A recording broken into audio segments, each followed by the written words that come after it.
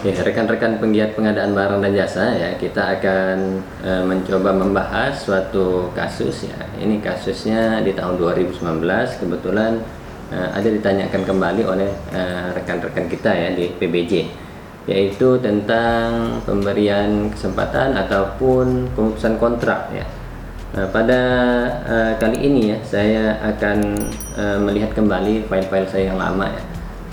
Karena posisi kegiatan ini memang sudah berlangsung di tahun 2019. Oleh karena itu ya, selaku PPK ya dengan pelaksana yang menjadi pegangan dalam pelaksanaan pekerjaan itu adalah KURPAS ya. KURPAS itu adalah jadwal pelaksanaan pekerjaan yang digambarkan sedemikian rupa ya untuk mencapai kegiatan sampai dengan progress report di 100% ya.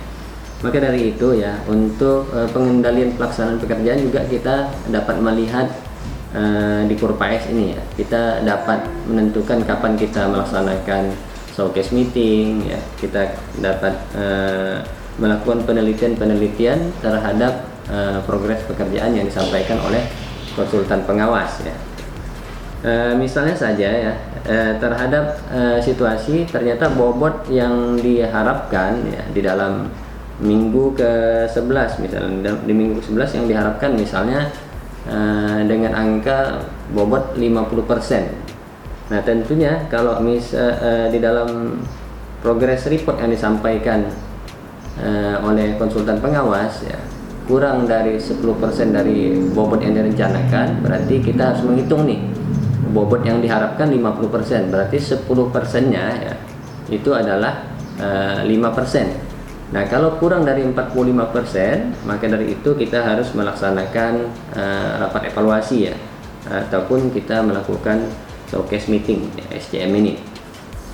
Nah oleh karena itu ya, dalam pelaksanaan pekerjaan ini ya, si pelaksana nantinya akan menyampaikan beberapa alasan kenapa ini terlambat misalnya pekerjaannya ya.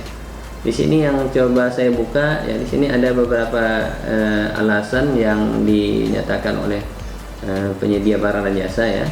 Contohnya di sini alasan yang klasikal juga ya, misalnya curah hujan yang tinggi ya. Alasan ini tidak dapat diterima misalnya pada waktu jadwal pelaksanaan pekerjaan di bulan akhir tahun, misalnya bulan September, Oktober, ya, November dan dengan Desember, itu juga tidak dapat kita terima langsung. Karena dipastikan pada musim tersebut, pada jadwal bulan-bulan tersebut adalah musim curah hujan yang tinggi, dan oleh karena itu ya selaku penyedia barang dan jasa pelaksana ya, dalam memberikan penawaran kita juga sudah memperkirakan bahwa bulan-bulan tersebut adalah bulan-bulan yang curah hujan yang tinggi ya. Ada juga tentang penggunaan beton kualitas misalnya K225 menggunakan ready mix di dalam metode pelaksanaannya. Tetapi misalnya kondisi ready mix banyak digunakan nih, misalnya yang ada di kota kita, misalnya kota Pontianak ini ready mix-nya jumlahnya sedikit, misalnya ada 8 saja misalnya. Tetapi di sini misalnya antri untuk pemesanannya. Maka dari itu ya kita juga dapat melaksanakan perubahan metode ya, metode secara manual, tetapi tetap menggunakan pengukuran kualitas ya. Jadi pengujian mutu juga wajib ada.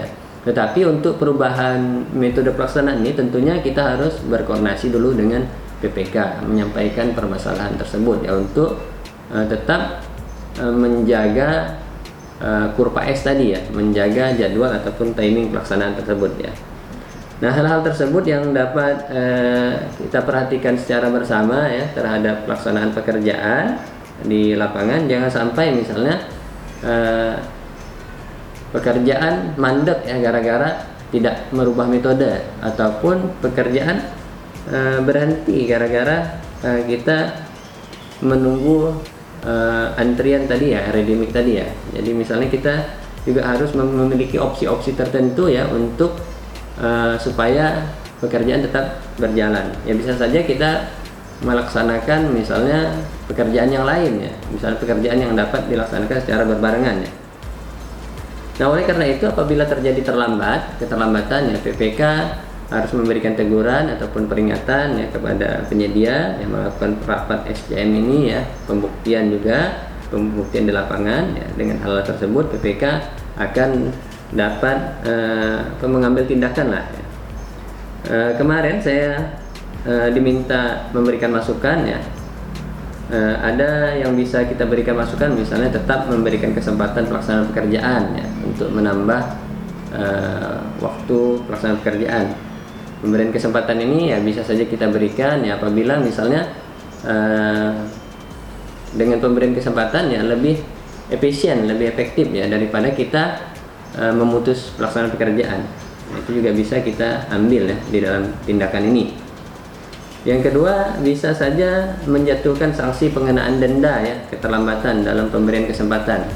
Karena dengan adanya pemberian kesempatan yang merupakan kelalaian penyedia barang dan jasa ya si pelaksana ini ya, tentunya kita memberikan denda ya setiap harinya ya. Jadi hitungannya misalnya 1/1000 dari nilai kontrak misalnya, ataupun output yang belum dilaksanakan ya, dan dikalikan berapa hari jumlah yang terlambat ya.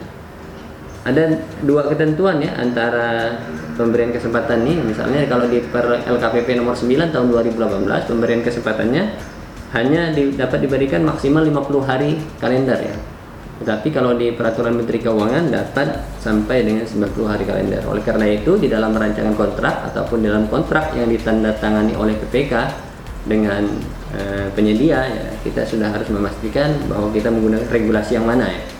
Kalau saya memberikan pendapat kemarin ya, kita harus menggunakan regulasi yang sesuai dengan per LKPP, tetapi tinggal dituangkan saja ya. Kalau misalnya di awal sudah menggunakan peraturan Menteri Keuangan, berarti kita menggunakan PMK tersebut selama 90 hari. Yang penting tertuang alasan kita menggunakan pemberian kesempatan ya, di dalam rancangan kontrak awal.